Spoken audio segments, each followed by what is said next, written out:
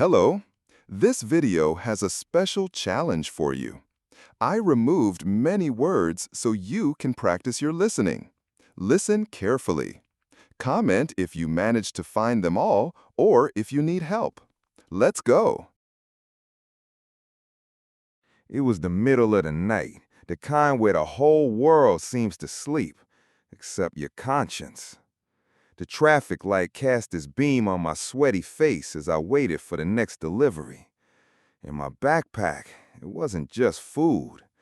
There were also dreams I carried, unsure if they'd ever make it anywhere. My name is Edson.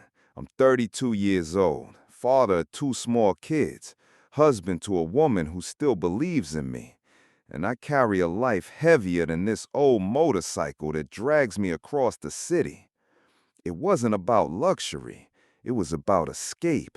Escape from overdue rent, from the power that got cut, from my son's eyes when he asked for a birthday gift and got a "later, son, daddy'll get it for you." It was in some random video that I saw it. A guy in a foreign car wearing an expensive suit with the kind of smile that's never felt the sun. "You can live like this too," he said. "Just bet smart." That day, I didn't just bet money. I bet the little hope I had left. And when I won for the first time, man, it felt like God had looked at me through a crack in the sky. But God wasn't playing with me. And what I thought was a miracle was just the beginning of my hell. In the beginning, it was just a little. 20 here, 50 there. If it goes wrong, I just stop. That's what I told myself, like someone lighting their first cigarette, swearing it'll never become a pack. But the problem with winning once is thinking you deserve to win every time. I started riding less, spending more time on my phone than on the bike. I lied, said I was waiting on an order, lied that I had no signal, lied that the bike broke down. The only one I didn't lie to was the screen. There, I was honest. I put in everything, the milk money, the gas money, even what my wife has saved for groceries that week. I lost, I won, lost again, and every time I lost, I doubled the bet, because the next click could be the one that changed it all.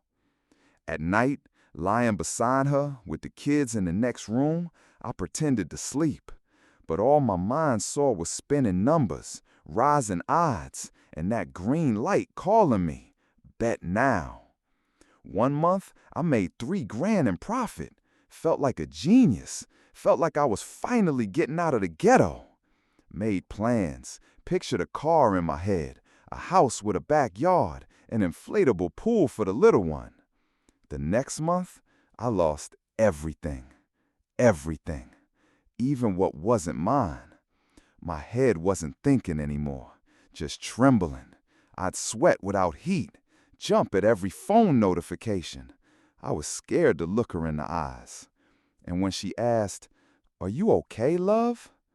I just nodded. I wasn't. But how do you explain? How do you say you've become your own thief? Lying became routine, like brushing my teeth, like putting on my backpack.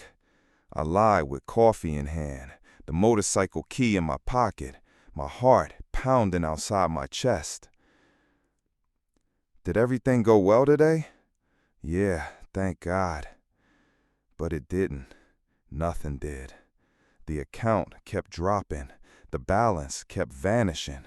And I started deleting my history before she could see it, uninstalling the app, reinstalling it at midnight. It was a cycle, except instead of spinning, it was burying me. And the more I lied, the farther she drifted. A suspicious silence, stares that lasted too long, hands that no longer touch with softness. My kids asked for simple things, a snack, a toy, a trip to the park, and I, who once dreamed of giving them the world, didn't even have coins in my pocket. But still, I gambled. Because addiction isn't desire, it's the absence of choice. Until one day, she found out. The credit card bill, the bank statement, a forgotten password recovery email on my phone. She didn't scream. She didn't cry. She just looked at me. And in that look, there was everything I didn't want to see. Shame, fear, and a silent question. What have you become? We slept without words, without touch, without a future. The next morning, I took the motorcycle and left without direction. Rode through neighborhoods I'd never seen. Ate whatever I could find in the street.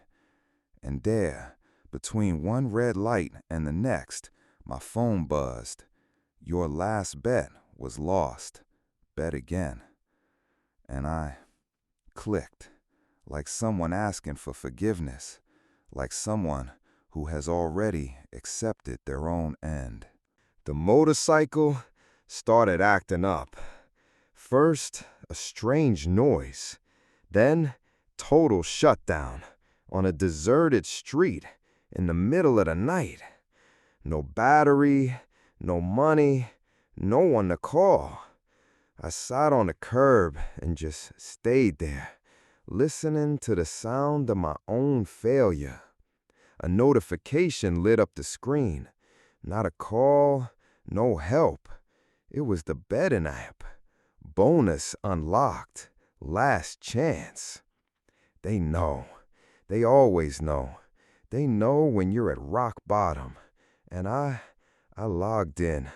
I bet everything. Not to win, but because it was the only thing that still made me feel something. I lost, of course. Wasn't even surprised. What hurt wasn't the red number. It was realizing I didn't feel anything anymore. I got home late. Door locked, lights off. She was gone. Took the kids. Left a crumpled note on the table. You need help. I can't be that help. Not anymore. I sat on the floor in the living room, the same spot where we used to watch cartoons with the boys, where we laughed about not having a couch, where we dreamed. Now there was only echo and a piece of my soul missing. The days that followed were a blur. Work, bets, promises to stop, and relapse after relapse. Until there was no more money, no more clients, no more motorcycle. I got fired. They said, we can't trust you anymore. Late deliveries, complaints, wrong orders. But I knew it wasn't about the deliveries. It was about me, about what I had let myself become. These days, when I wake up, it's not to rush out with a backpack on my shoulders. There's no app blinking, no route, just the cracked ceiling in my mother's house, and silence. The woman who used to call me love now avoids me even at the grocery store. My kids, they've grown a little these past months, and it feels like they've forgotten what it was like when their dad played with toy cars on the living room floor. Or maybe they remember, and maybe that's what hurts more. I try to explain, but how do you explain an addiction? How do you translate the hole that grows inside you and swallows everything? I'm no saint. I never was. But I swear on everything sacred. I just wanted a better life. I just wanted to be the guy who buys a house for his family, who takes his kids to the park on Sundays, who doesn't have to count coins to buy milk. But the promise was a lie. The bet that looked like a miracle became a curse. And what I thought was freedom was a cage. Today, there's no gambling, not because I overcame it, but because there's nothing left to lose. My phone's old, my balance is zero, and my soul's a little crooked. Sometimes I dream I'm winning. I wake up in a sweat, stare at the ceiling, and thank God it was just a dream, because I know what comes next. They call me an addict, a fool, weak, but no one sees the boy still inside me, the one who just wanted to make it, who just wanted to be an example for his kids, and in the end, became a statistic. If one day this story reaches someone before they first click, before they first just bet here is easy, maybe, just maybe, I'll have meant something. But if not, that's okay. I'll keep going, one step at a time. No applause, no shortcuts, no green button. And hoping that my kids never follow my example.